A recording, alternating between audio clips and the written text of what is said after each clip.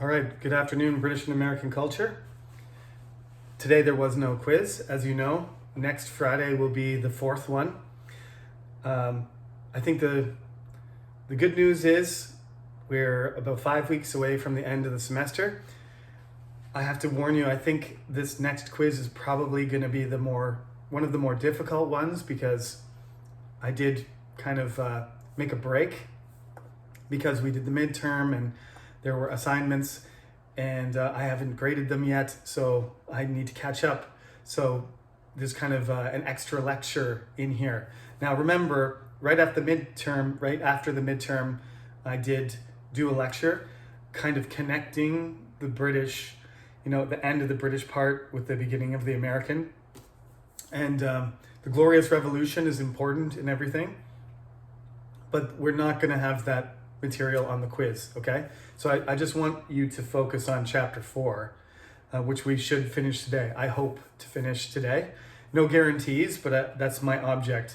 So the quiz should be everything I've said about American stuff, including, the Christopher Columbus explanations about, the beginning of colonization in the American colonies. Now, I did have some trouble with the dates.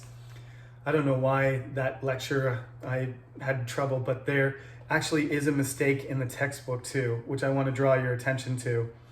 The end of the war is 1783, and that's when America becomes a country. That's when they win the war, okay? So of course, Americans always date the founding of the United States from the Declaration of Independence, which was 1776, okay? It didn't all get signed on July 4th, but retroactively they made this Independence Day. So July 4th, 1776 is celebrated as the beginning, but they had to fight a war for 7 years. And when they won it, and the British recognized in another Treaty of Paris, I looked it up, actually, I didn't realize there were like 100 treaties of Paris, but the most famous ones are in 1763 and 1783, and then there's another Treaty of Paris at the end of the Napoleon War. But in the 18th century, which we're talking about, in the American Revolutionary War, the Second Treaty of Paris happens at the end. It's 1783. In the textbook it says, unfortunately, it says, I never caught this error, but it says 1784. So I don't know what I was thinking that day when I wrote it, and I never caught it.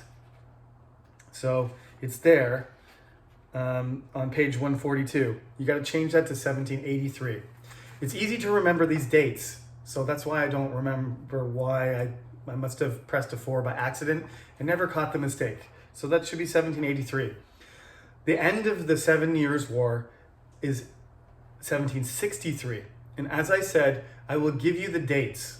You don't have to remember the dates, but you have to recognize what the date means. So like when I say 1215, you have to remember that's Magna Carta. When I say 1066, you have to remember that's William the Conqueror. And when I say 1315, you should recognize, I'm going to give you the information too. I'm not just going to say, what happened in 1066? I'll put the number there too, but the question is going to be related. And you won't have to ever answer multiple choice with the number in the answer. This is not a history class, as I try to explain to people. It's a culture class. Just happens to be the entire explanation of the culture is in the past. So this is supposed to give you a background. I talk about everything up until about when I was born. And then I stop because contemporary culture is another topic. This is a foundation for British and American culture. So this is what you need to know. In this section that we're talking about, 1756 is the beginning of the 7 Years' War, which in North America was called the French and Indian War. It's not a war between French and Indians. It's French and Indians allied against the British.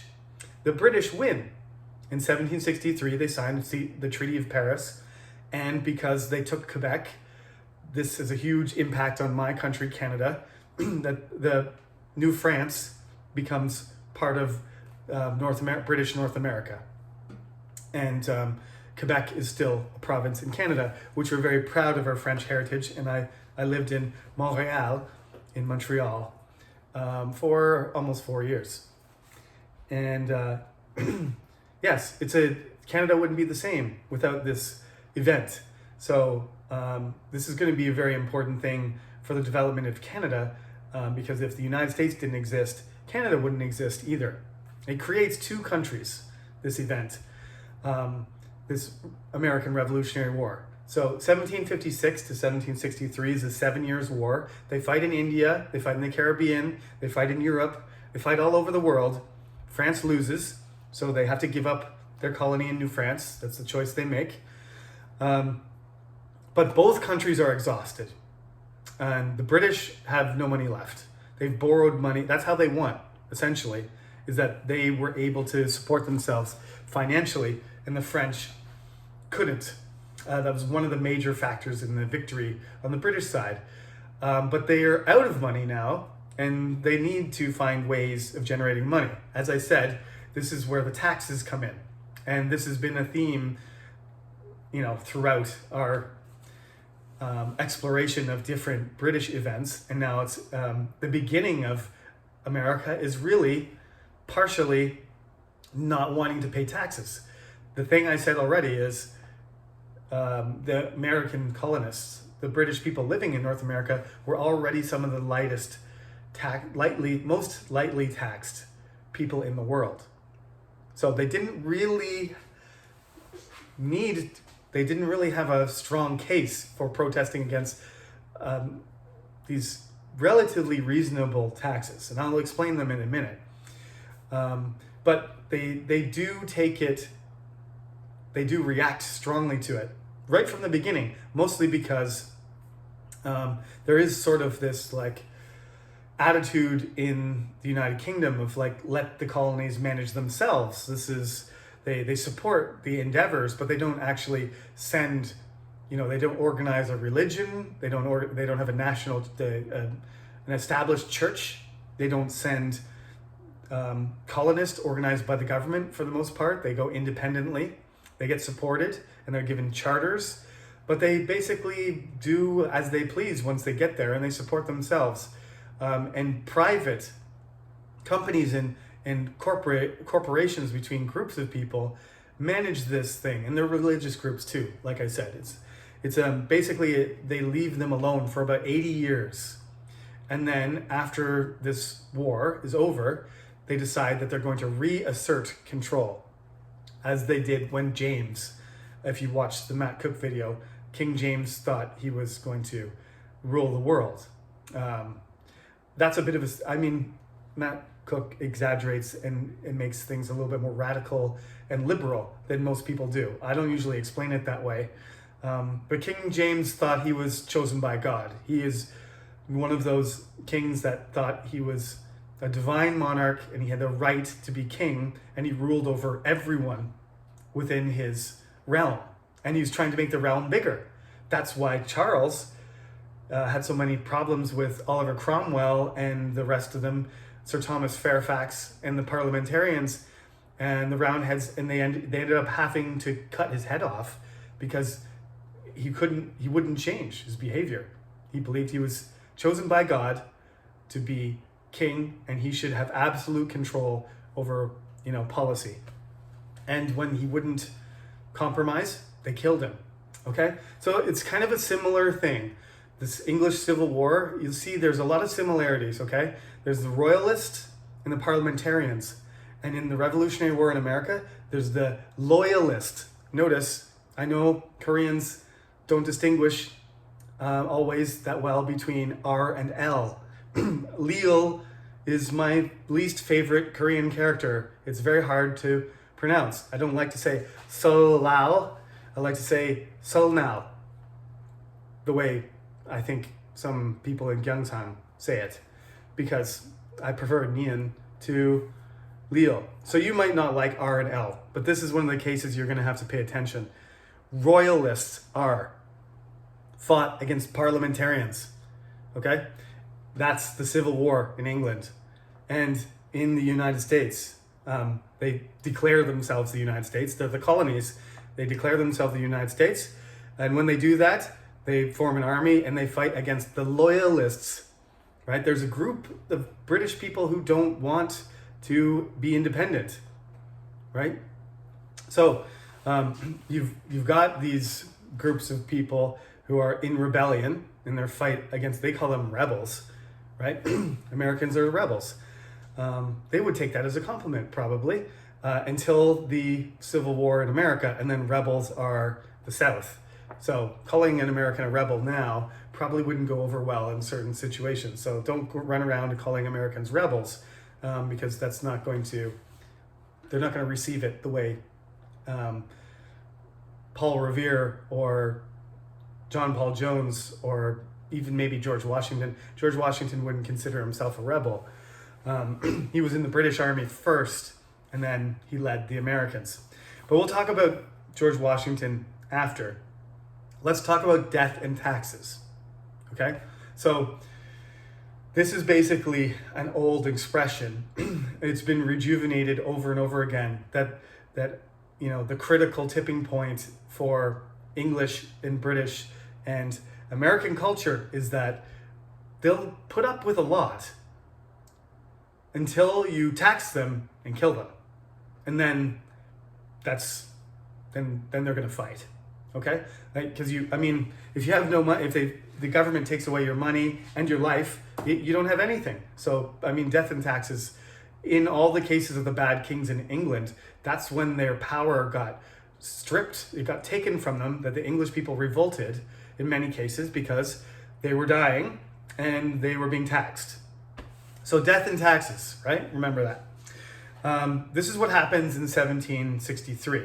So it's literally going to be exactly 10 years from 1763 to 1773 when the Boston Tea Party happens. And it's going to be 10 years after that, exactly. So 20 years, almost exactly 20 years from 1763, the end of the 7 Years' War, to the complete independence of the United States. Okay? So they won the war and then they lost North America, not all of it, because Canada's still there. But they lose the major part of North America 20 years later. That's how long they dominate it. They take it from the French and the Dutch and Swedish, and they're going to continue to, the Americans are going to continue to take land from the Spanish for a while. But their British dominance over all of North America lasts less than 20 years. Let's put it that way. Because they were losing the war before they signed the treaty.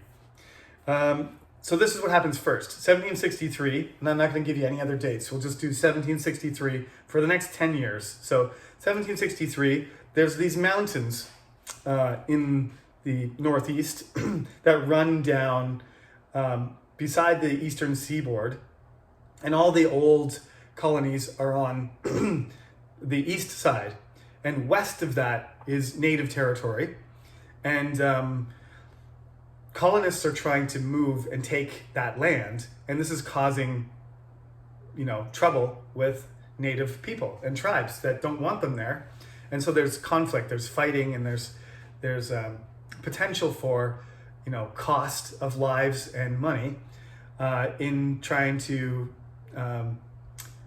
keep those people safe. And the British basically are out of touch with what the colonists think, because they have basically used all the land available east of the mountains, and there's not that much good land left. So the next generation of colonists wants to get land. So they want to go over the mountains and start developing, on the other side of the Appalachian Mountains. But the British don't want to deal with that. The British government doesn't. So they say that you can't. They make a proclamation and they say that's native territory on the other side of the mountains. That's the line. Don't develop on the other side of the line. And this is a very native-friendly policy. And the natives fought against the British because the French were better than the British. But now the British are better than the colonists. So that you can already see that the native people would rather the British people win than the Americans. Because once the British are gone, who's going to be on their side against the colonists. There's nobody left. Okay? So that's the first thing. And the colonies really don't like that. They're angry about that. So, like I said, letters, protesting, resisting, but not violence. They form committees and stuff like that. This is all kind of protesting. As I said, we're going to escalate, okay? And it's going to kind of escalate and then deflate, de-escalate. And escalate, it's going to go up, and it's not going to be clear exactly where it's just going to explode into a revolution, but it does. But it kind of calms down. Every time the British government does something, the Americans, the colonists, the North Americans, I'll start calling them Americans now, even though they aren't yet. The Americans are angry and frustrated and protest. So then the money. They pass a Sugar Act first. And the Sugar Act is interesting because the Sugar Act actually, this is a crazy thing, it lowers the tax. The tax goes down. You think that they would be happy about that, right? But basically, there's a tax on sugar, but nobody collects it. Everybody just ignores it, basically, or just pays some, bribes to make people look the other way. If you give me some money and you can transport your sugar and deliver it. So there's a tax on sugar, but nobody really pays it. So they lower the sugar tax, but then they say, you got to pay it. So they get angry that they have to pay the sugar tax because before it was higher, but they weren't paying it at all. It was just kind of a, look the other way, wink, wink, nudge, nudge kind of thing. So that, everybody gets angry about that and they resist and they protest. And then, so the Parliament drops it. And so then they decide, okay, what we're going to do is we're going to make a stamp act. Every time you have to get a document, a marriage license, anything legal, a deed, a letter, you got to get a stamp on it and you got to pay. It's basically a tax on any official document. Every document has to have this stamp. This freaks them out. Like this is supposed to generate a huge amount of money, like 100,000 pounds. And they send officials from the United Kingdom, from Britain, to collect it. And all of the tax collectors are like, the brothers and friends and uncles and, in the circles of important people in United Kingdom. So this makes people even angrier that not only are they making them pay for every document, but they're sending people from basically foreigners that have no business there, and they're getting paid and getting all these jobs, and they're collecting money from them. They're paying for them. That's what it's supposed to do. Makes them super angry. So they run around and they kind of like burn these effigies. They're called effigies. They kind of like dress up something that looks like the government official and they set it on fire outside their house and say, if you try to collect the stamp tax, this is what we're going to do to you. We're going to grab you and we're going to burn you to death, or we're going to kill you. And so they've threatened all of the tax collectors, and so they all quit.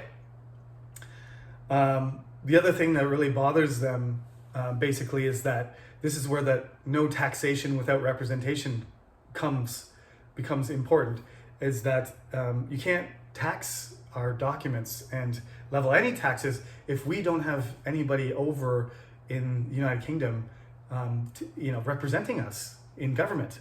We don't have any say on how much you tax or what you do, and Parliament says we have the right to do what we want. You have to follow what we say. And the colonists say, no, we don't, because we don't have a parliament. We don't have any members of parliament. So nobody represents our interests. You're just, basically using your authority and your power without our consent. And that's the English Civil War. And the Glorious Revolution was supposed to, give Parliament as a representative of the people the power over the country. But the colonies have no people in Parliament. So this is a huge thing. The Stamp Act gets repealed. They make nothing. They get no money from this. They've made no money so far, just cost themselves a lot of, trouble with the public opinion. Then they do the Tea Act. And the Tea Act is the thing that pushes everybody over the edge. You probably know the story, 1773, there's some ships that try to deliver their tea in Boston, and they decide they're going to unload the tea even though they tell them not to. So some Bostonians, Samuel Adams among them, although he didn't actually do it, but he's a leader, of the Sons of Liberty, in the Sons of Liberty, and they dress up as Mohawks, and Mohawk is a native tribe. They dress up as Mohawks and they jump on the ships and they throw a ridiculous amount of tea, 350 chests of tea, millions and millions of dollars. Throw it in the tea and throw it in the water and ruin it. So then, and this is called the Boston Tea Party. It was not a party. It was a riot. It was a destructive act meant to send a message to the leaders of Parliament in the British Empire and the King George III. So they throw the tea, and then they send soldiers to Boston, and they occupy Boston, and the soldiers stay in Boston, and they stay in taverns and inns and basically hotels, and they start taking work from Boston. Everybody in Boston is really enraged at this point, but there's basically an army suppressing, controlling Boston. They're under military occupation. Okay, this is not that different than some things that happen in the news you see. Maybe less. I mean, they're not really killing people, not terrorizing people, but they're there and they can't be removed, and the people have to behave differently because the military is there. So this is the point where once the tea goes in the water, that the British stop being gentle and they start some military occupation. They start building up their military and sending soldiers. And then there's an incident in Boston called the Boston Massacre, because all of these, people are angry, and they're taunting the soldiers and throwing stones at them and bricks and stuff, and telling them to get the hell out of get out of their city. And they do this. There's conflict regularly between the soldiers. They're taking work from the people too, and they're affecting their daily life. So a crowd starts forming and bothering, insulting, throwing things, and it's just like what happens with the police. Like, is everybody going to control themselves? No. One of the British soldiers shoots, and then they all start shooting, and half a dozen of them, 5 I believe, of the Bostonians are killed. Many are injured from the guns going off, and it's not a massacre really, because it's there's a few people that died, but the effect on the rest of the colonies, it's like, oh, this is how it's going to be. The British are going to, if we don't do exactly what they say, they're going to start killing us. Death and taxes, right? So there's the death. From there, things escalate right into the American Revolutionary War. Now, this is not a class about war. It's really a class about representative culture. So the things that I'm talking about are enough. We don't need to talk about the battles or anything like that. Okay? Now, we do have one more lecture. So I don't think I'm going to finish chapter 4 today, because I'm looking at the clock and it looks like I've already consumed a lot of my time. I don't want to make this too long so people can't remember. But let me talk about what I said I was going to talk about last week. Just like I said, I talked about, in the 16th and 17th century, what major, issues caused the English Civil War. I've just talked about that now, but I want to talk about some major ideas, basically, that are at the core of American culture. And these things are all visible already. And in the American Revolutionary, they become sort of more developed. And as America finds its identity and creates United States out of colonies that are completely different, as I said. These things, although they are more connected to the culture of Massachusetts and Connecticut and the North than they are to the South, and that's one of the underlying causes of the American Civil War. The next century, there's going to be a civil war because they make a country, but not everybody has the same values.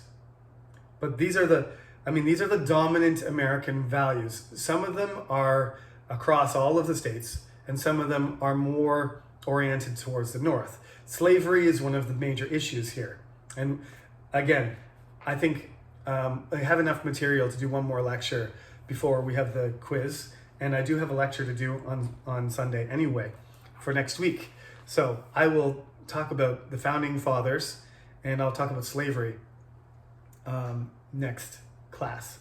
So this is the first value that you need to remember. The most famous one, it is freedom. Okay, and the thing you have to realize about American freedom is it's a different kind of freedom than most people think. The Sons of Liberty, liberty means freedom in some sense, but there is a little bit of a difference. Liberty is more like autonomy, like myself, okay? And like you can have universal freedom, but basically think about it like this, when, for example, we need to get vaccines, okay? When we need to get vaccines, what we need to do is everybody to think about the freedom of everybody else, not about their own freedom, okay? So liberty comes from Latin, from libertas, and liberty is more of individualistic power, right? My liberty is my control over myself. And that is kind of at the heart of one type of freedom. But basically when the Americans come, they want the freedom to be unfree as well. Because I know that sounds weird, but think about the Puritans when they come over, it's a very oppressive culture. They're not allowed to party, right? They're not allowed to have fun. They're not allowed to drink. They're not allowed to enjoy, have sexual pleasure and stuff like that. They're just supposed to work hard, study the Bible, and be serious and somber about life. That's what their mission is. That doesn't sound like freedom to me, but they thought they were getting their freedom when they came over, the freedom to be unfree. So this is a concept that there's different types of freedom in the United States. And that's one thing, is that everybody has a version of how they want to be free. That's why, they're doing pretty well with the vaccines. I think they're at 56%. That's impressive, but that's mostly a desire because the vaccine provides you with freedom, right? You have to do it. So you have to sacrifice a small amount of your freedom to have a lot of freedom, right? Not wear a mask and travel and meet your friends. So they're interested in that. So there is, there's a large portion of the United States, hopefully at least 70%, that will get vaccinated and they will return to normal faster than other countries that resist. Some countries won't ask you. I'm sure there'll be countries that'll just require it. Just do it. No choice. But in America, it is a choice. You should make the right choice, though. You should get vaccinated. Everybody in my family back home is vaccinated. Oh, you should. Off topic, though. Education. American education is about unlocking success, right? Education is a means to an end. You need education to develop, to raise yourself up in class, in society, get success and money. That's the way that you do it. In a lot of countries, there's different types of approaches to education, but I think in Korea, that belief, the American perspective on education, is becoming more prominent. That people think education unlocks opportunity, right? Opportunity through education. You could also kind of call that second principle opportunity, but it's through education that they get that opportunity.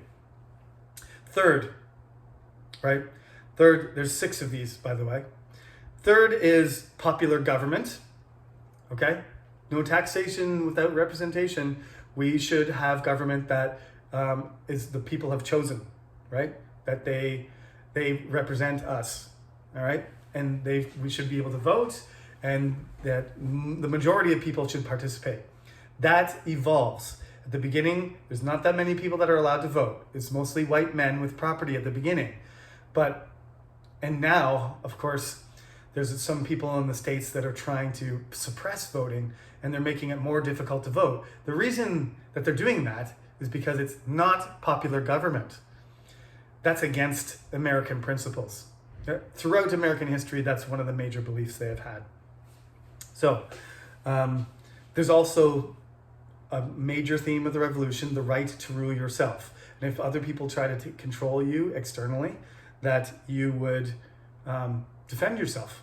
It's a right to rule yourself. Not going to be ruled by an island. How can a continent be ruled by an island? As Thomas Paine said. Fifth, America is constantly experimenting. The whole thing, America itself was an experiment. And once the experiment starts, they continuously experiment. It's one of the most innovative societies. Lots of things go backwards, but they continually test and innovate. They have, the United States is still the technological leader of the world. They were not. They were not in the 18th century. They were not in the 19th century. They caught up to other countries and passed them through constant experimentation and innovation. Number 6. This is my favorite one. Not because I'm Canadian, but it's kind of true. They believe that they are chosen people. They have a manifest destiny. Whether they're religious or not, they believe America is the greatest country in the world, and that it's unique, and that it's the best, and they're proud of it. And I understand. I would be too. It is an amazing country. It's not perfect though. That's the thing. You got to, obviously, through this course, we've already pointed out lots of flaws in British culture and American, but we'll continue to do that. We'll talk about the great things and the terrible things. But in any way you look at it, Americans believe they're special. There's a variety of ways in which they believe that, but basically one of the overriding themes, again, is that they are chosen special people. And the English and the British believed that too. That kind of culture has sort of diminished over the last 100 years or so, but certainly in the periods we've studied, that's what they started to believe, and it was a very strong belief right up until, you might argue, the last 100 years or so. Yeah. So that is it for today. You're gonna have to compile all of this and make notes. Make sure you do, and we'll do Founding Fathers, slavery, and the after effects of the Revolutionary War next class, which you can watch next week. So have a great weekend, and I'll see you on Monday.